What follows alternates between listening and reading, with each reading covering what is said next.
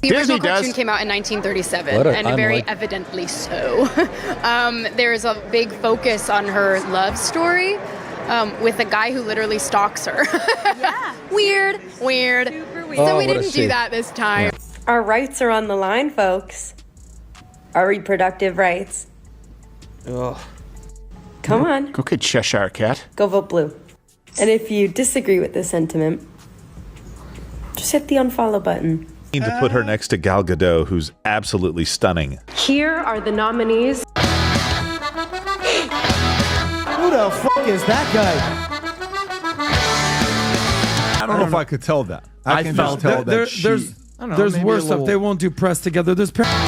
It's a weird walk for a weird broad, and I don't like her. It is, and it's really mean. It started with a fairy tale and turned into a fiasco. Disney's live-action remake of Snow White was supposed to be another nostalgic hit, part of the studio's ongoing trend of revamping its animated classics for modern audiences.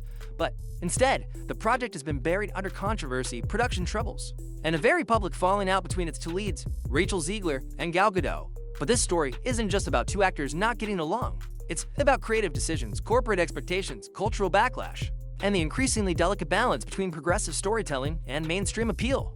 Let's take a step back and unpack what really happened with Snow White from a broader, less sensationalized perspective.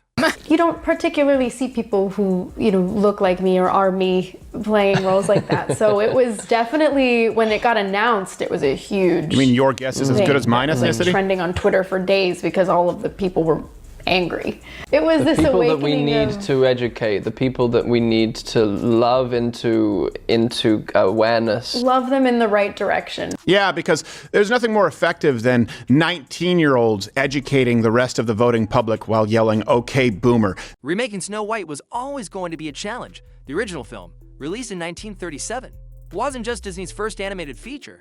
It was the first full-length animated feature in film history. Any attempt to reinterpret a work that iconic brings risk. You're not just making a movie, you're stepping into cultural legacy. That means the stakes are high. And so are the emotions from audiences who grew up with the original. From the start, the live-action Snow White was framed as a modern retelling with updated themes and a fresh take on a story many critics have long seen as outdated. The prince who kisses an unconscious girl, the damsel with no agency for a 2020s audience. These elements don't hold up, but changing a classic comes with a price, and how you update it matters. These people, and this is the difference between a business owner or someone who does very well for themselves in the private sector to become wealthy. This person was born looking a certain way and has a God-given ability to lie. They did this before all this beef. The first line in the trailer is Snow White is like, "Can we just be nice?" And the queen, the evil queen, goes, "I don't remember you being so opinionated." When Rachel Zegler was cast as Snow White, she was still riding high from her breakout role in West Side Story, young, outspoken, and politically active. Zegler seemed like a bold choice for a new generation of Disney heroines, but as press for the film began, her comments quickly drew backlash. She openly criticized aspects of the original story, calling the prince a stalker, and said the new Snow White wouldn't be defined by love or romance. She framed the remake as instructive, something meant to teach, not just entertain for. Some, this was refreshing. For others, it sounded preachy, condescending, or even dismissive of the original film's charm. It didn't help that Zegler's comments were widely clipped and shared on social media, often out of context. What might have been thoughtful critique turned into viral outrage. I don't need your business. You know what? Maybe Disney does. Maybe you're a tool, you're a pawn in this film. You didn't write it, you didn't direct it. You have nothing to do with the creation of Snow White. Right. You should shut up and do the job. I don't know if I could tell that. I can just tell that there's worse stuff. They won't do press together. Gal Gadot, cast as the evil queen, brought with her a very different energy. Known for her role as Wonder Woman, Gadot has long maintained a poised, polished public image. She tends to avoid political hot takes and plays things safe in interviews. That contrast between the two leads became increasingly noticeable, especially when the two stopped appearing together. Industry whispers began suggesting there was tension behind the scenes. Disagreements over promotion and creative clashes, though no direct public feud ever broke out. Their lack of interaction was telling. Publicists began pulling back on joint appearances. At one point, Zegler reportedly refused to attend a Hollywood event honoring Gadot, a move that insiders say ignited a deeper rift. Kidding. They had the whole dwarf midget issue where they decided they weren't going to have any midget actors, right? They were having DEI-inspired magical creatures to replace. Yeah. That is literally in the movie. And it just goes to show that's so apropos for what's happening. Can we show right this, now. Rob? Separate from the personalities involved, The film itself faced major production issues. From reshoots to script revisions, delays mounted. Reports indicate the budget ballooned to over $150 million, largely due to rework scenes, canceled photography, sessions, and extended post-production. One of the most divisive changes was the removal of the classic dwarfs, replaced instead with CGI magical creatures intended to reflect a more inclusive, modern take. But this decision alienated both fans of the original and advocates for actors with dwarfism, who saw it as a missed opportunity for real representation. The studio seemed trapped, trying to modernize the story while preserving its appeal. The end result, according to some early screenings, is a disjointed film that can't decide what it wants to be, classic fairy tale or progressive parable. Some of you want us to hire actual dwarf humans, and then we thought we would have CGI magical creatures. How about this?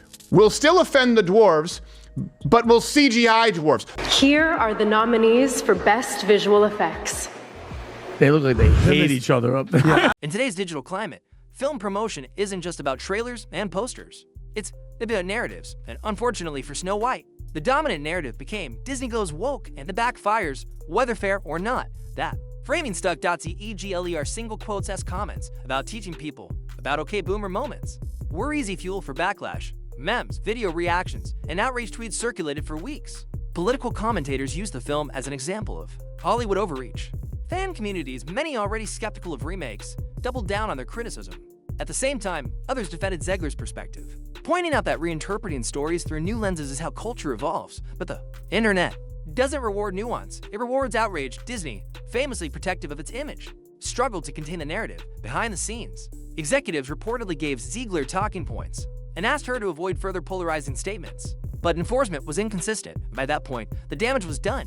The marketing campaign stalled, Gadot stayed quiet. Zegler became the face of the controversy. Meanwhile, the film's actual creative team, the directors, writers, costume designers, were sidelined in the conversation.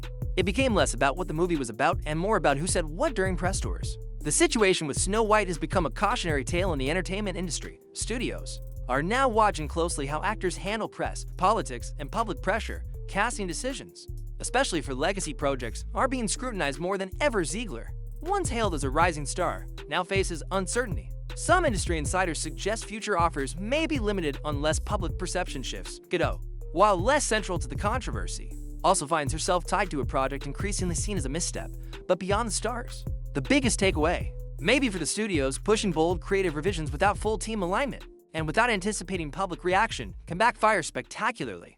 So we'll guarantee no employment for little people while getting rid of this other component that warranted CGI. It was the worst decision they could possibly make. So, is there any hope for Snow White?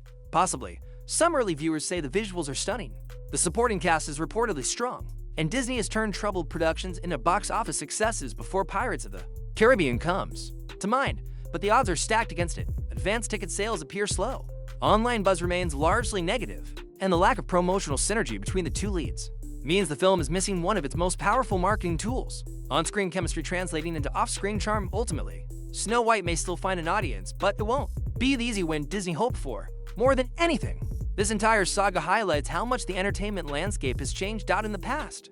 Behind-the-scenes tension could be kept quiet. Actors didn't share their political views at press junkets, and films weren't dissected frame by frame before release. Now, every interview becomes a flashpoint.